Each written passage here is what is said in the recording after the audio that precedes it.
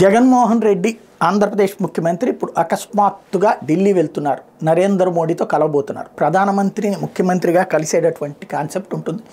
సాధారణంగా హోదా గురించి అడిగాం, ఇతరత్ర టాపిక్లంతా ఉంటుంది. ఆ వినతి పత్రం ఇవ్వడము ఉంటుంది. కాకపోతే సంథింగ్ రాజకీయ కాన్సెప్ట్ అయితే చర్చకు వస్తుంది. వాస్తవంగా జగన్మోహన్ రెడ్డి ఒక్క అంశంలో కూడా కేంద్ర ప్రభుత్వం వివేదించలేదు.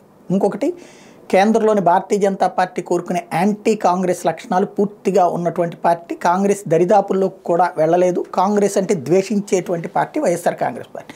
కాంగ్రెస్తో జట్టు కట్టి ఈవెన్ మన తెలంగాణలో కూడా గెలిపించుకొచ్చేటటువంటి పార్టీ తెలుగుదేశం పార్టీ. కాబట్టి ఇక్కడ కాన్సెప్ట్ సహజంగా తనకు అనుకూలంగా ఉంటుంది అనుకున్నారు. కానీ ఇప్పుడు జాతీయ పొత్తుల విషయంలో తెలుగుదేశం పార్టీతో కలవడానికి సిద్ధపడినటువంటి నేపథ్యంలో వెళ్తూ ఉండటం అన్నటువంటి ఖచ్చితంగా చర్చకు వస్తుంది. సాధారణంగా మీడియా అంతా కూడా ఆ వైపు నుంచి చూస్తుంది. కానీ అది అడగలేదని జగన్ చెప్తారు, అది అడిగారని వీళ్ళు రాస్తారు. ఇప్పుడు కాళ్ళ వేళ్ళ పడుతున్నారు అన్నట్టు. బట్ పొత్తుల ఎత్తులు మార్చగలిగినటువంటి రాజకీయ సీన్ ఉంటుందా? 90% ఉండకపోవచ్చు. ఎందుకంటే ఇక్కడ ఏదో ఒక ప్రయోజనం ఆశిస్తుంది భారతీయ జనతా పార్టీ. అది వైసీపీ పొత్తుకి రాదు. తెలుగుదేశం పార్టీ పొత్తుకు వస్తుంటే దాన్ని వద్దని వదులుకుంటే పోనీ ఇండిపెండెంట్గా వెళ్తే గెలవగలిగే సిచ్యుయేషన్ లేదని నమ్ముతున్నప్పుడు జగన్ చేసే ప్రయత్నం ఫలిస్తుందా చూడాల్సి ఉంది.